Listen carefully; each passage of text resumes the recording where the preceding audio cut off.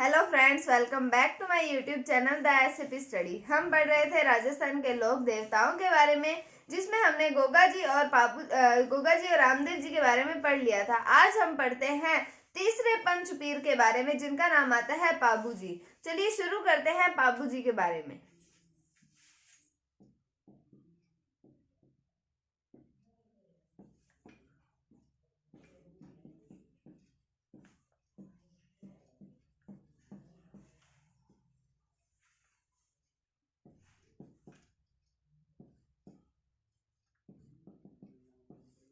तो पाबू जी जो थे ये एक राठौड़ वंशीय राजपूत थे।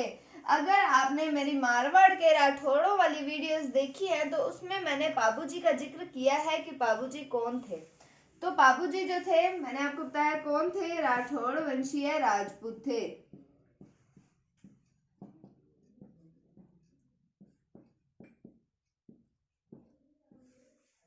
उसके बाद में हम अगर बात करें कि जो मारवाड़ के शासक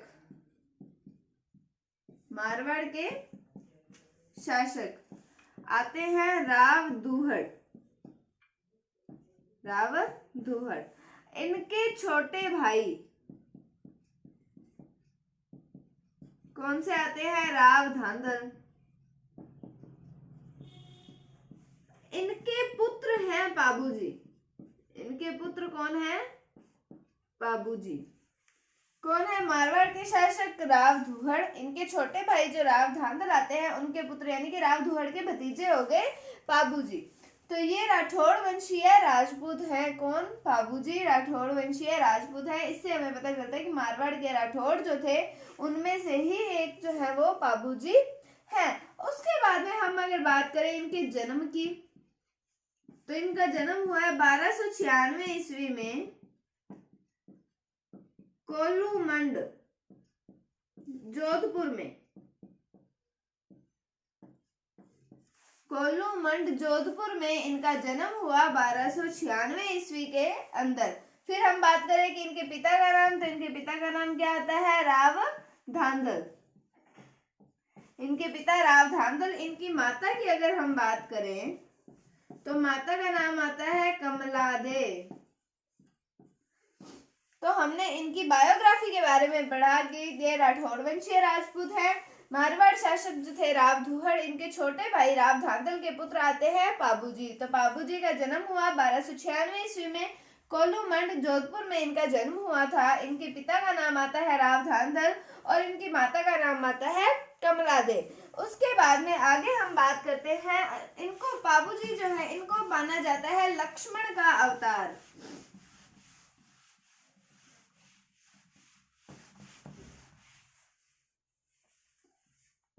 अब हम बात करें कि पाबू जी को माना जाता है लक्ष्मण का अवतार।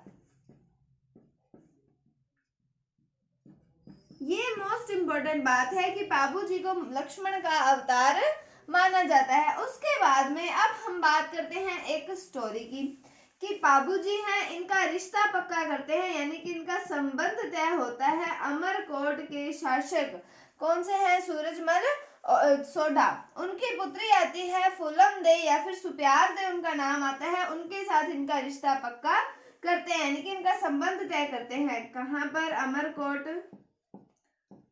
अमरकोट पड़ता है पाकिस्तान में। के राजा सूरजमल सोढ़ा,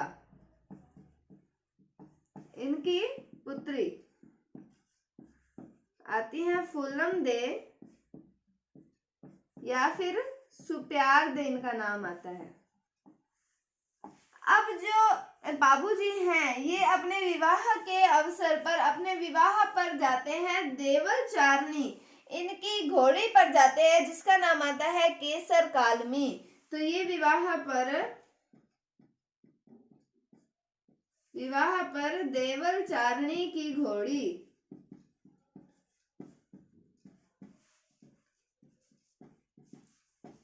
केसर कालमी पर जाते हैं अपनी बारात लेकर। ठीक है। अब जायल नरेश आते हैं जिंदराव खींची। उनकी अब जो ये घोड़ी है उस पर होती है नजर। जब उनकी इस घोड़ी पर नजर होती है तो उनको पता लगता है कि बाबूजी का तो विवाह हो रहा है, तो वो पीछे से देवल चारने की गायों को चुरा लेते हैं। फिर जैसे ही इसकी सूचना बाबूजी को लगती है तब वो जाते हैं अपने विवाह को अपने फेरों को बीच में ही छोड़कर चले जाते हैं और जोधपुर के अंदर देंचू नामक स्थान पर इनके और जिंदराव खिंची के बीच में होता है युद्ध। उसके अंदर जो बाबूजी है वो वीर गति को प्राप्त हो जाते हैं। तो हमने क्या कहा, देवल चारनी की घोड़ी जो है केसर कालमी पर जाते हैं बाबूजी अपने विवाह पर। ठीक है, तो अब इसके ऊपर किसकी नजर है, जायल नरेश।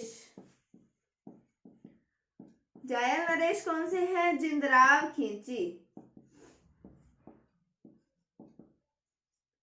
तो इनकी नजर है किसके ऊपर, केसर कालमी पर। अब ये चाहते हैं कि केसर कालमी इनके पास आ जाए। तो फिर ये जो जिंदराव खिंची है ये देवल चारनी की जो गायें होती हैं गायों को चुरा लेते हैं।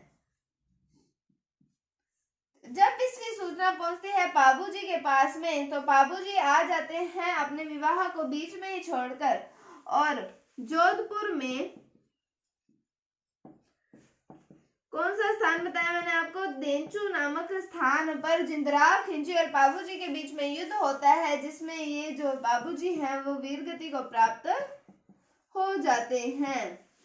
तो ये था बाबूजी के बारे में, इनका जो विवाह वाला सिस्टम था और इनकी वीरगति तक हमने ये पढ़ा था कि बाबूजी का संबंध तय करते हैं अमरकोट के राजा सूरजमल सोडा इनकी पुत्री के साथ में। फूलम दे या फिर सुप्यार दे इनका नाम आता है।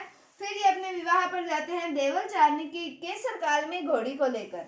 ठीक है, घोड़ी पर जाते हैं। उसके बाद में जो जायल नरेश है जिंदराव खिंची, इनकी नजर है किसके ऊपर, केसर कालमी पर। लेकिन जिंदराव खिंची जो है देवल चारनी की गायों को ले जाते हैं, चुरा के ले जाते हैं। फिर इन गायों की रक्षा हेतु जब बाबूजी को ये खबर मिलती है तो इन गायों की रक्षा हेतु ये जिंदराव खिंची के पास जाते हैं और पहुंच जाते हैं जोधपुर के देंचू नामक स्थान पर। और यहाँ पर इन दोनों के बीच में युद्ध होता है जिसमें बाबूजी जो है वो वीर गति को प्राप्त हो जाते हैं। और हमने सबसे इम्पोर्टेंट यहाँ पर एक और बात की थी कि इन्हें लक्ष्मण का अवतार माना जाता है।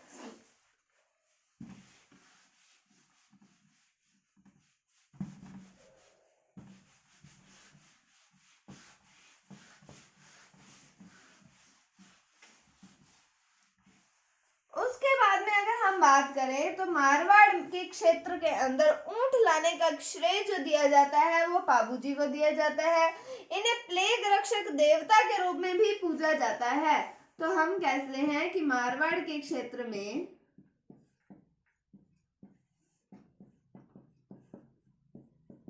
ऊंट लाने का श्रेय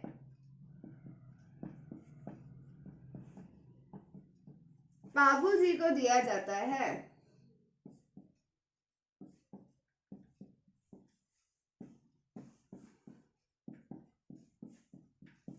अब जो ऊंट पालने वाली जाति है रेबारी जाति या फिर इसको रायका जाति बोलते हैं, तो उनके आराध्य देव कौन से हैं, बाबूजी। तो ऊंट पालने वाली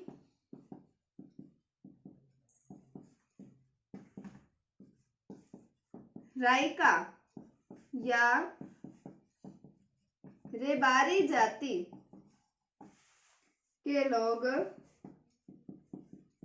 इन्हें अपना आराध्य देव मानते हैं। फिर हमने पढ़ा कि इन्हें प्लेग रक्षक देवता के रूप में भी पूजा जाता है।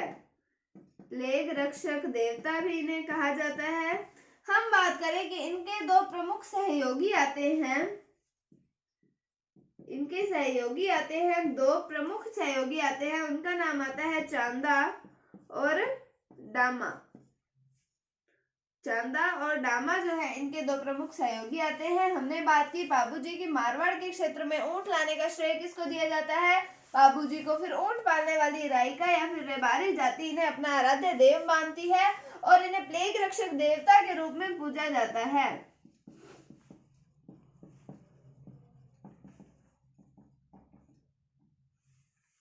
और इनके दो सहयोगियों के नाम पड़े हमने चांदा और डामा। उसके बाद में हम बात करते हैं कि एक इतिहासकार आते हैं, एक व्यक्ति आते हैं आशिया मोर्जी। ये पाबू जी पर एक ग्रंथ लिखते हैं जिसका नाम आता है पाबू प्रकाश। तो आशिया मोर्जी,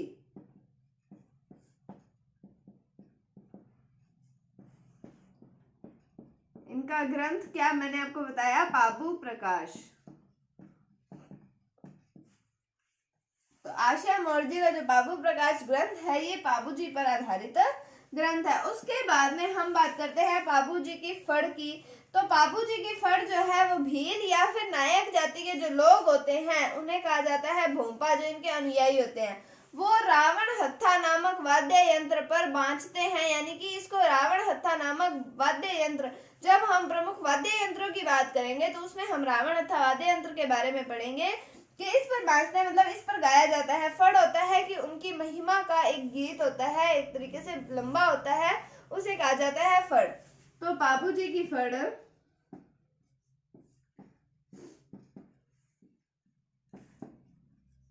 भील या नायक जाति के, भील या नायक जाति का भोंपा, रावण हत्था वाद्य यंत्र। आप इस वाद्य यंत्र का नाम याद रखें, इससे प्रश्न पूछा जाता है। रावण हत्था वाद्य यंत्र पर बांचता है। फिर हम बात करते हैं इनके मेले की। तो इनका मेला है चैत्र कृष्ण अमावस्या। चैत्र कृष्ण अमावस्या को लगता है कोल्लू मंड में। तो इनका मेला कब लगता है? चैत्र कृष्ण अमावस्या को कोल्लू मंड में लगता है। अब हम बात करें कि पाबू जी के प्रतीक की, कि इनको किस प्रतीक के रूप में जाना जाता है, कि घोड़े पर सवार है, हाथ में भाला लिए हुए और टेढ़ी पगड़ी वाले व्यक्ति के रूप में पाबू जी का प्रतीक माना जाता है। तो क्या हमने पढ़ा? घोड़े पर सवार, भाला लिए हुए,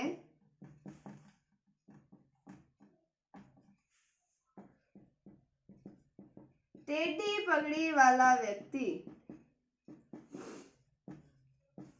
तो हमने क्या पढ़ा? आशिया मोर्जी का ग्रंथ पढ़ा, पाबू प्रकाश। उसके बाद में पाबू जी की फड़ जो है वो भील या फिर नायक जाति के जो भोंपे होते हैं वो रावण हत्था वाद्य यंत्र पर, कौन से वाद्य यंत्र पर? रावण हत्था वाद्य यंत्र पर बांधते हैं। और उसके बाद में मेला हमने पढ़ा चैत्र कृष्ण अमावस्या को कोल्लू मंड में लगता है।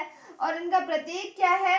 कि घोड़े पर सवार, भाला लिए हुए, टेढ़ी पगड़ी वाले व्यक्ति के रूप में इनको जाना जाता है। तो हमने पाबू जी के बारे में पढ़ा राठौड़ वंशीय राजपूत। फिर हमने पढ़ा इनके पिता का नाम राव धांधल, उसके बाद माता का नाम कमला दे, जन्म हुआ 1296 ईस्वी में कोल्लू मंड में, लक्ष्मण का अवतार माना जाता है। फिर हमने इनके विवाह से रिलेटेड और इनकी वीर गति तक पहुंचने की, बीच में देवल चारनी भी आएगी, केसर कालमी घोड़ी के बारे में बात की हमने, जिंद्राव खिंची की बात की, तो फुलम दे या फिर सुप्यार दे इनकी होने वाली पत्नी थी, उनकी बात की हमने। तो ये मैंने आपको एक स्टोरी बताई। उसके बाद में मारवाड़ में ऊंट लाने का श्रेय जो दिया जाता है वो पाबू जी को। फिर जो ऊंट पालने वाली रायका या रेबारी जाति है वो इन्हें अपना आराध्य देव मानती है। फिर प्लेग रक्षक देवता के रूप में इनकी पूजा की जाती है। फिर हमने दो इनके प्रमुख सहयोगियों के नाम पढ़े थे, चांदा और डामा। फिर हमने आशिया मोर्जी का ग्रंथ पढ़ा, पाबू प्रकाश। पाबू जी की जो फड़ होती है भील या नायक जाति के भोंपे जो होते हैं वो रावण हत्था वाद्य यंत्र पर बांधते हैं। फिर मेला इनका कब भरता है? ये चैत्र कृष्ण अमावस्या को कोल्लू मंड में भरता है। और फिर हमने इनके प्रतीक की बात की कि घोड़े पर सवार, भाला लिए हुए, टेढ़ी पगड़ी वाले व्यक्ति के रूप में पाबू जी जाने जाते हैं। तो ये थे एक और लोक देवता पाबू जी के बारे में। कल हम अगले लोक देवताओं के बारे में बात करेंगे। उम्मीद है आपको ये टॉपिक समझ आया होगा। अगर आपको इसमें कोई भी डाउट है तो आप कमेंट सेक्शन में पूछ सकते हैं। अगर आपको वीडियो थोड़ी सी भी अच्छी लगी है तो इसे लाइक कीजिए, शेयर कीजिए और चैनल पर नए हैं तो इसे सब्सक्राइब जरूर कीजिए। Thank you, thanks for watching, bye bye.